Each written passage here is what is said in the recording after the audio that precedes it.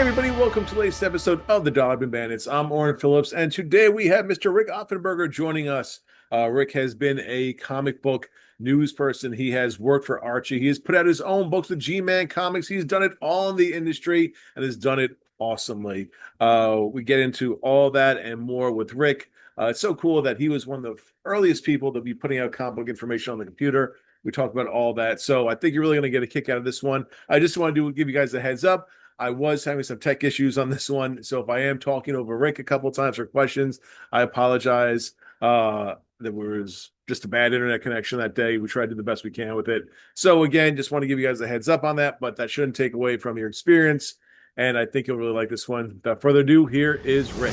Speaking to Mr. Rik Offenberger. Sir, thank you so much. Oh, absolutely. Thank you for having me. I really appreciate it. So let's start. The first question we ask everyone is, how did you first discover comics? Oh, that was my father. My father had been a comic fan when he was a child, and he had collected all these wonderful Golden Age comics. And every time he got a bad report card, his mother would throw them all in the trash. Wow. And so when I was little and my brother were little, my father would buy comics ostensibly to read to us as bedtime stories. But I think that it was just a chance for him to read the comics again. And not feel childish because, at the time. He also got those Alan Light flashback reprints, if you're familiar with them. No. The guy who started the Comic Buyer's Guide had taken Golden Age comics and reprinted them in black and white. And because the copyrights had all expired. And so he got to experience the comics that he had read as a child, at least some of them. And some of them were the characters he read, but not the comics he read. And he read them to me and my brother, and so we got to experience his love of comics. Mm-hmm. And I just never stopped collecting from the time I was a child. So, how did you make the decision that you wanted to be sort of part of the comic industry? Well, I had a collection of about 10,000 comics, Mm-hmm. and I was working in a medical office, and there was a change of ownership, and I didn't have a job. And I started a comic book store with me and my ex-wife. And so I thought 10,000 comics was huge. It took up a lot of space in the house. But when you put it in a storefront, it's kind of small. And so we started selling comics. And I was fortunate enough to have started before Image Comics, before Valiant Comics. And I got that whole huge run up in the 90s. So that was all to my benefit that comics blew up huge after I opened the store. Oh, while we were in the store, New England Comics had produced The Tick, if you're familiar with that. And we thought that we thought we could do the same idea. So I had one of the kids who bought comics from us draw a comic for us, and we released it one page at a time into people's pull lists. So when you picked up your comics, you got one page of our comic. And the idea was that when we got to a full comic, we would then publish it. It took us 30 years to get to the full comic and publish it. That's not too bad. When you're talking about the Image boom and Valiant and stuff like that, I remember the time when kids were lining up to pick up their comics. We were all excited to get X-Men #1 or Wildcats #1 or Youngblood or something like that. Do you think that that kind of excitement could ever be recaptured again in comics? Oh, absolutely. I think that pop culture hits different people in different ways with different items. And I think the rise of the whole Marvel universe is because the kids who were lining up at the comic shops still want to interact with those characters. And you've seen a lot of booms in a lot of different eras, so there's not a reason there couldn't be another one. Certainly in the 40s, everyone read comics. And in the 50s, no one read comics. And in the 60s, everyone read comics again. And in the 70s, they went through a lull. And the 80s started to see that resurgence with different themes and different ways to approach comics, with the indie comics, with Dark Knight, with Watchmen. You got into a different frame for a different audience, and that's planted the seeds, and it blew up by the 90s. And we would bring in the comics, and they had different ideas and different things. They'd kill Superman. They made a new Ghost Rider. They did glow in the dark covers. Silver Surfer came back, who had been popular in the 60s, but really, really dormant in the 70s and 80s, and was hugely popular. Um, Todd McFarlane was not the huge superstar he was when he was working on Infinity Inc. at DC. So he didn't catch fire overnight. Mhm. Rob Liefeld did. He was Hawk and Dove was a big hit. Jim Lee was popular on Punisher, but he Mhm. didn't really blow up until he was doing more X-Men related work. Mark Silvestri was popular, but not as popular as he was on Wolverine. That Wolverine stuff really, really sold. And I know for you, you I also. mean, and you look at early Eric Larson. He was, Oh, yeah. You look at like the Fem Force didn't blow up, mhm. but certainly the Spider-Man did. Right. And you also started doing interviews with people in the industry as well. How did that all sort of come about? Well, my ex-wife ran off with one of my customers, and we sold the house and sold the store, and I started over, which is not the way you'd normally want that to happen. Right. But when I was running the store, I was doing pieces for the Comic Buyer's Guide. Mhm. And, I was hoping that that notoriety would help with the sales in the store too. So after the store shut down, I thought I was pretty much done. And I was making a website about the Mighty Crusaders online on GeoCities, if you remember Mhm. GeoCities. And I had contacted Michael Silverclate and asked him for a photo of his father with the two other founders. Mhm. And he said to me, are you doing this for an article? And I figured if I said no, he wouldn't give me the photo. And if I said yes, he would. So I said yes, and then I had to sell the article.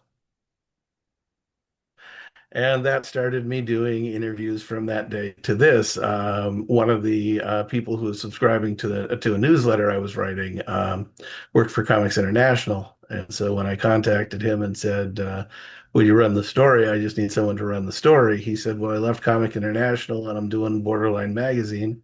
So the interview with Michael Silverclate ran on Borderline Magazine. Mhm. And then when they went out of business, I went to Silver Bullet Comic Books, which is now Comic Bulletin. And then when I left there, I was working for Newsarama and Comic Book Resources at the same time. And currently I'm doing interviews for First Comics News, which I own. What is it about the Mighty Crusaders? Because every year I look forward to when you and Ray McKay and others are at Comic-Con, and I get to watch the panels that you do on YouTube and stuff. Why did that sort of series hit so well with you? Well, I was a huge fan of the Mighty Crusaders from the time they came out with the Red Circle line. Mhm. I was aware of the Mighty comics, but I hadn't really bought in just because of my age group. They'd happened before me, and I'd seen them in back issue bins. But when the direct market started, when they first started comic book stores, Archie launched with the Red Circle line. And I was there for the beginning of that, and I had an attraction to Lancelot Strong from Simon and Kirby. Mhm. And so I was happy to see that come back. I was happy to see the Mighty Crusaders. I was happy to see The Fly. I was thrilled with the part in the front page where they would talk about the history of the characters Mhm. for anyone who was new to these characters. And so that just really hit well with me. And so that's why I did the website with the Mighty Crusaders. And from my contact with Michael Silverclate, I ended up working for Archie for a decade. And while I was with Archie, I did the Mighty Crusaders panel at San Diego Comic Con and WonderCon. And now that I'm not with Archie anymore, I still do it. What was your But I love those characters. what was your experience like at Archie? Because we always talk so much about DC and Marvel, but Archie has a huge footprint in the comic world as well. What was your experience like working there? Archie was wonderful to work for. Unlike Marvel and DC, which are large corporations, Mhm. Archie's still owned by the founding families. John Goldwater and Michael Silverclate were the founders of the company. And when I was there, I'm sorry, Louis Silverclate, Michael Silverclate was running the company. And it's very different when you're talking to the owner of a smaller company than when you're dealing with a large corporation. Mhm. And so there was a lot of personal contact. There were a lot of calls back and forth. There were a lot of emails. I started off just doing publicity. Later, I was running their store. I was on their message boards. So if you talk to Betty, Veronica, Jughead, Reggie as a kid, you were talking to me and I was answering in character. I had a tremendous amount of fun at Archie. And Michael eventually passed, and John Goldwater Jr. Took over. Mhm. And he still runs the company. So it's still family run, family owned, and producing family style comics. Mhm. And they keep dusting off the heroes and bringing them back over and over again. They're in the digest now. They're doing one shots now with the characters. They've licensed them to DC twice. Mhm. The characters have a life of their own, but if you figure DC is vanilla, which is literally the best-selling flavor, Mhm. and then Marvel is chocolate, which is a variation, Archie's niche was that they were strawberry. They did things differently than Marvel and DC, and although well known, for being number three, not as popular as chocolate and vanilla.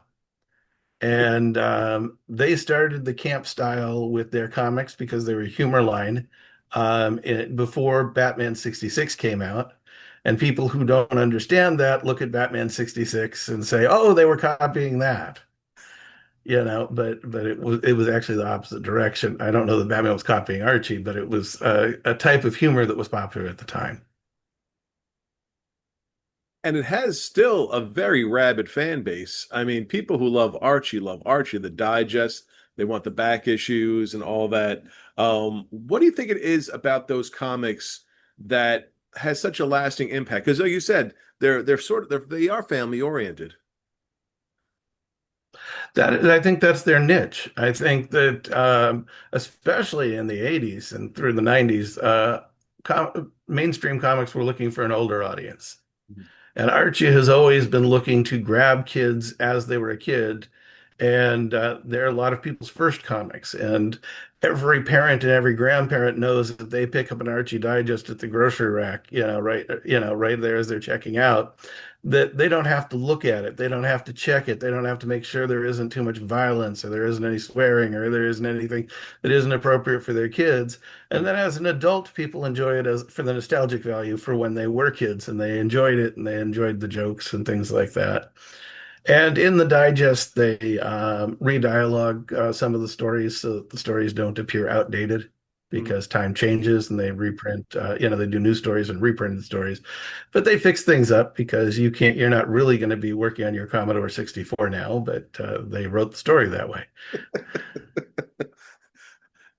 I want to jump back for a bit because you were doing comic interviews and comic book news. I mean, now we have, with social media and stuff like that, things pop up right away, but you're doing it. Were comic companies coming to you to say, hey, would you mind pushing this story or interviewing this talent to get the news out there? That still happens today. Yeah. But when I was at Silver Bullet, I was the feature editor, so I got to make my own assignments and pick the people I wanted to interview. And I had a few people who were doing interviews working with me, and some of them are still working with me today. When I went to Newsarama, it was a matter that there were a lot of people working there. And so they would tell me, "Oh, could you interview so and so about such and such project? They contacted us and want us to cover them." Mm. And so I would, interview them. And that was pretty easy because I didn't know anything about their book, but neither did the readers. And so I do a little bit of research and they'd send me some materials. And so all the questions I had were the questions that every reader would have. And so I would just ask them what I wanted to know, and hopefully they could present this in a way where it was exciting and interesting to the reader, and so people would go and pick up their comic. Um, I also generated my own interviews that for people that I knew or people I had was curious about myself or things I'd seen. so that I could, do this. But the problem was there were so many people at Newsarama. Sometimes I was stepping on other people's feet. They covered other areas that someone else was working on it, and so that's how I ended up farming things out to Comic Book Resources because I was a freelancer. So if I had an interview with someone and someone else was already doing an interview with that person, the very first interview I had I was taken with me there, Roger Stern. I was told, no, Newsarama had just done an interview with Roger Stern. You can't, we're not going to publish two. And so that went to Comic Book Resources. And so I was working for Comic Book Resources and Newsarama at the same time. And placement was just based on who was doing what, for the stuff that I self-generated. As a fan, was there ever a oh my goodness moment that you were interviewing someone that you couldn't believe you were actually having a conversation with them? My That was Neil Adams. I talked to Neil Adams for 2.5 hours on the phone, and I recorded it. And so then I had to transcribe it, and then I emailed it to him. Couldn't email it to him. We were too early for email. I had to fax it to him. I'm sorry. And I faxed it to him, and he made corrections. And he made corrections in pencil and faxed it back to me. And so when he faxed it back to me, it was hard to read some of the things.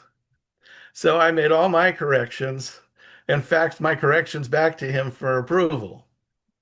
And then I turned it in to Silver Bullet, where I was working at the time. And they said, this is too long. We can't possibly run this. I said, we've got a scoop that Neil Adams is going back to Batman. No one else has this. We need to run it. And they looked at it and they split it up into 5 pieces and they ran it on 5 different days. And so the part about Batman was on the Friday, on the last day. But yeah, that was the last piece I did for Silver Bullet, and then after that, I went to Newsarama. Um, but I mean, it was great to talk to him. It was also great to see how when we were talking candidly, he used one type of language, and then when it was corrected, other words were substituted where it was much more family friendly. Makes sense. Yeah, the final presentation was not word for word, but was exactly what he intended to say.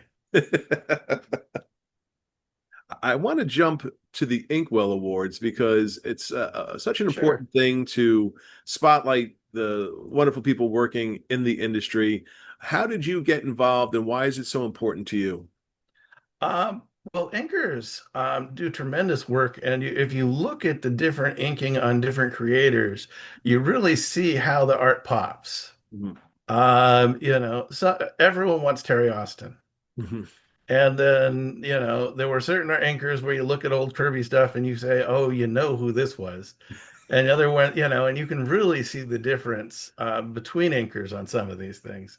Mhm. And Bob Aubin, I had contacted him when I started First Comics News, and I said, I wish you would write a column about inking Mhm. for us because there's not a lot of information about it. And so he did a column called Ink Blots whenever he felt like it, occasionally. Mhm.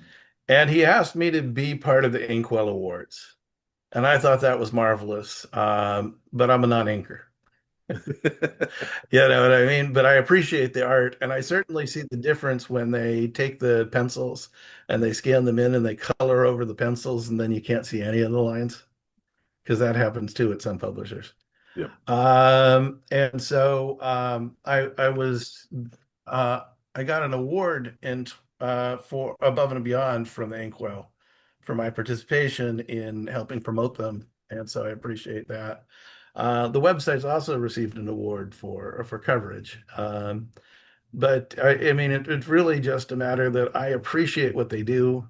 I think they're undersung, And so I wanted to help put a spotlight on that. We do a lot of coverage of independent comics too, because everyone covers what Marvel and DC does. If you go to any of the websites, there isn't a lack of coverage on what's going on in Batman or the X-Men, but there isn't a lot of coverage on indie comics. And, I loved The Badger. I loved Nexus. I loved Elementals. Mhm. And, all of these things that were little and small in the 80s that needed a spotlight, I can be that person now, and help blow that up. I was going to say, speaking of that, and I want to get into G-Man, but we've seen, Kickstarters and Indiegogos and other, creator-owned projects sort of take over social media and stuff like that. Is this the best time that you've seen for indie creators to get their projects out on the market? I think so. And I do a panel at San Diego on how to get news coverage for small press publishers. Mhm. I think the real problem that people have is organization and understanding, how you do this. When you had Diamond, Diamond kind of organized everything for you. So you could, you just submitted your stuff to the catalog. Diamond put you in the catalog. People would order your book. Post Diamond, this is really, really hard for a lot of people Yeah. because you've got to be your own marketing team. And you're all excited when you're writing it. You're all excited when you're drawing it. But when you're done with the comic, you're ready to go on to the next one. And you're excited about the next idea. But that's when the marketing begins, and you have to sell this comic. And if you don't sell the first comic, you don't have money for the second comic. And so now you can go to Indiegogo and you can go to Kickstarter, and you have chance. And there are other platforms as well. Zoop does this, and Fund My Comic, and there are a lot of them. Mhm. But the thing is that you have to market it yourself.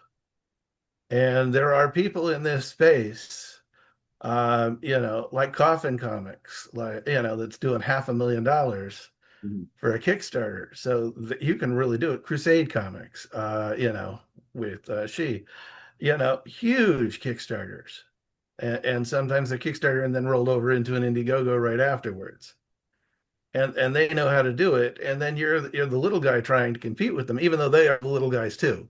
Yeah, you know what I mean? They're not DC and Marvel, they're not Warner Brothers and Disney competing with you, but there's enough room for everyone. There really is, because I've never seen someone walk out of a comic shop with one comic. I'm sure it happens, but I was a retailer. What would your advice be to? So there's room at Kickstarter and Indiegogo for everyone. You just have to get people to know that you have it, and and that's the trick. I was about to ask, what, how do you get, if there's so many, you're bombarded with people with their projects all the time, how do you make yours stand out? How do you make people get eyes on yours? Well, the first time I thought we couldn't do it. Mhm. I mean,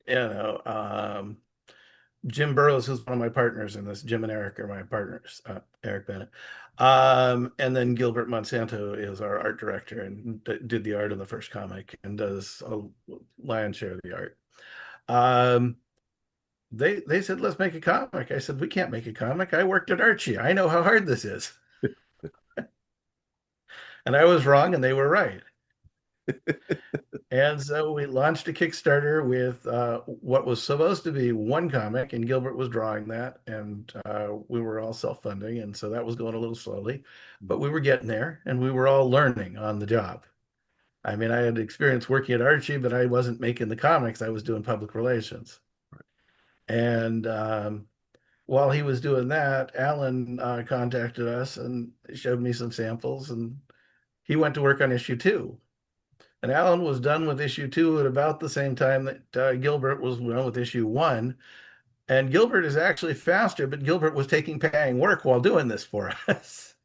And so he was busy, and I don't know what Alan was doing when he wasn't, but he was able to produce his comic at the same time. So we launched the first Kickstarter with issue 1 and 2. Mhm.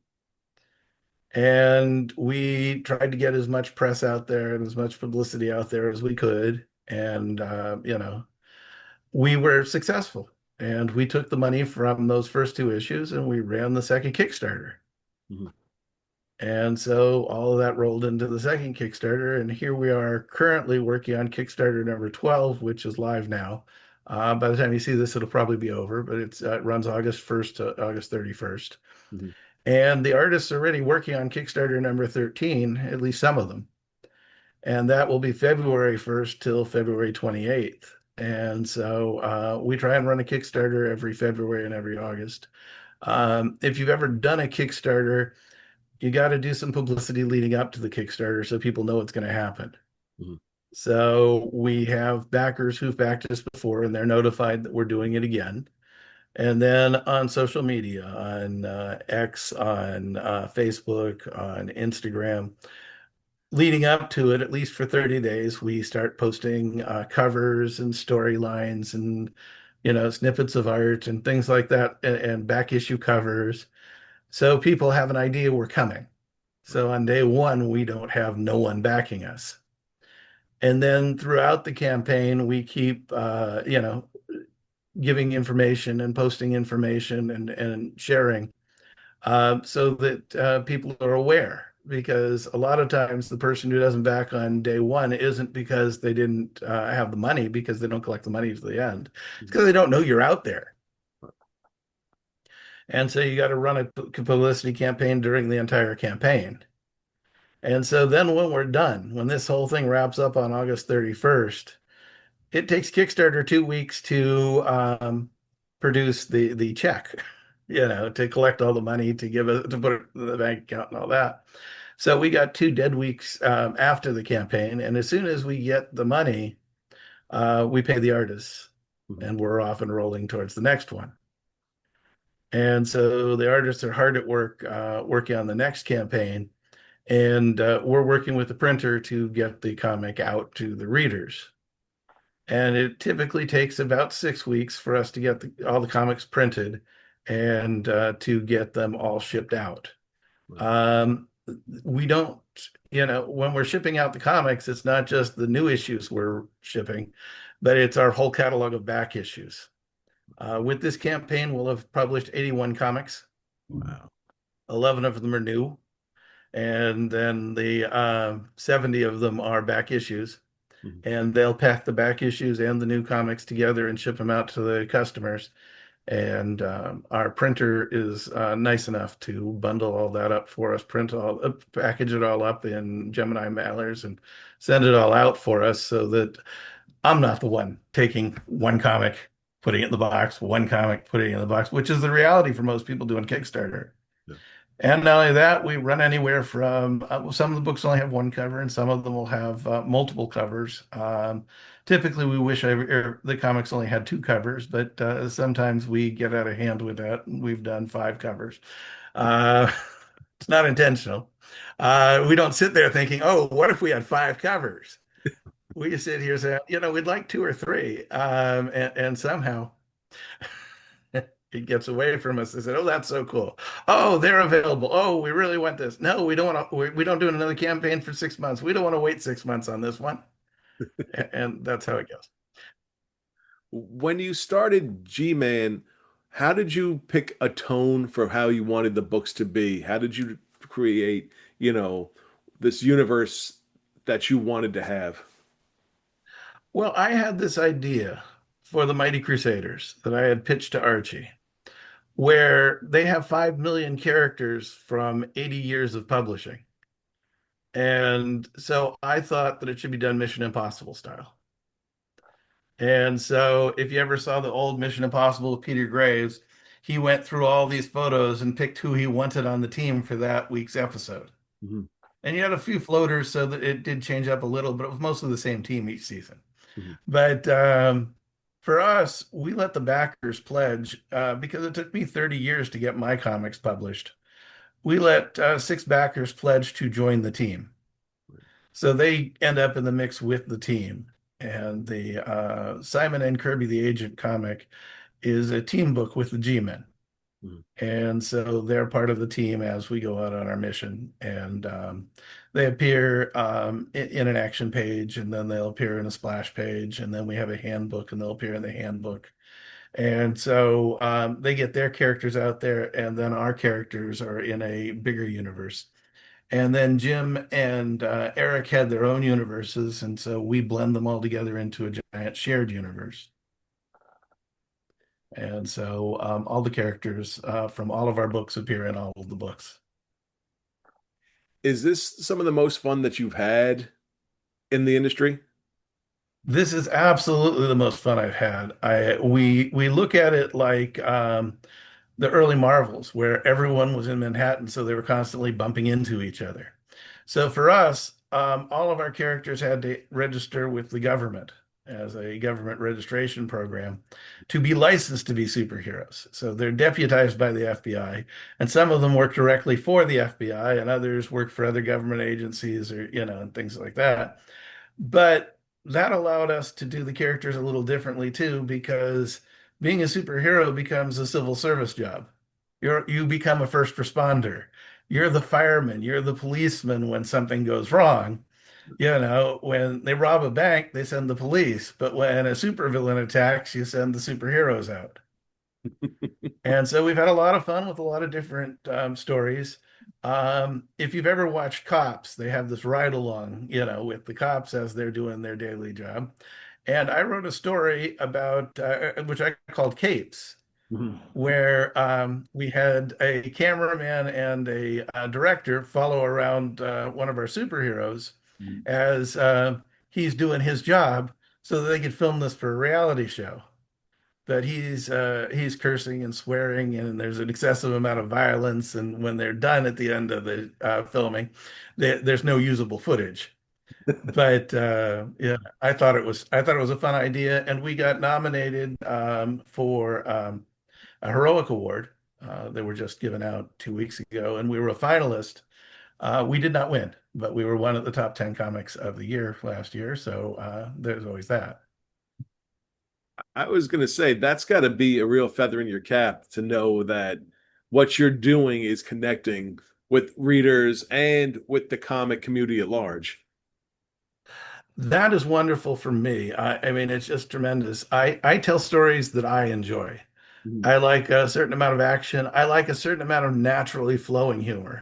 I like things that make me smile when I'm reading it, but I don't want slapstick and I don't want one-liners or things like that. Mhm. Because when I'm out with my friends, I'll say some things, and some of them are intended to be funny, and some of them are a little snarky, and people smile or chuckle, and I figure that's how it happens with them. And so I enjoy that I'm putting out what I enjoy, and other people are enjoying it too. What's the best place for folks to learn more about G-Man and see the whole catalog of what's available? We have a website. It's a g-man-comics.com. We put the hyphen between the man and the comics because we wanted the G between the hyphen between the G and the man, and then it would look funny if it ran together. I also bought a forwarding domain, so if you run it all together as one word, G-Man Comics as one long word, it also forwards to our domain. G-Man is a 40s and 30s term from the movies where the G stood for government, Mhm. and so that was from all the gangster films. And so, since all of our characters work for the FBI or registered for the FBI, it seemed natural. And I run a Facebook fan club called the Shield G-Man Club, which was a club from the 40s that ran in the Archie comics. Mhm. And so we do it online, and each year we produce free membership badges and membership cards. And if you just send in a first class postage stamp, you get a free badge and card too. And that's on Facebook. And so when we started publishing, we'd published some fanzines, and we published a who's who with the characters from the people who were in the Facebook group. And all of this was free. Right. And we weren't making any money doing this. We were just doing this as a fan project. And we called that G-Man Comics as if it was the fictitious company inside the fan group. And so when we published our actual comics, we kept the name. And we're back. Yes, Rick, a big fan of the Crusaders. You can't see it here, guys, but up on my ceiling here in the Dollar Bandit studio, there is a Mighty Crusaders poster that I do have. I have a big place in my heart for them, and it was great talking to Rik about that. Great talking to Rik about all the folks he's interviewed, G-Man Comics, its growth, and you can just tell his love for comics in this interview. So, Rik, thank you so much for taking the time. Again, guys, I apologize for any tech issues we had on this one. That's life. That's technology. We'll hopefully get this stuff squared away sooner than later. And remember, like, review, subscribe. Let us know what you think. We have more great stuff coming up. We'll see you next time. Bye.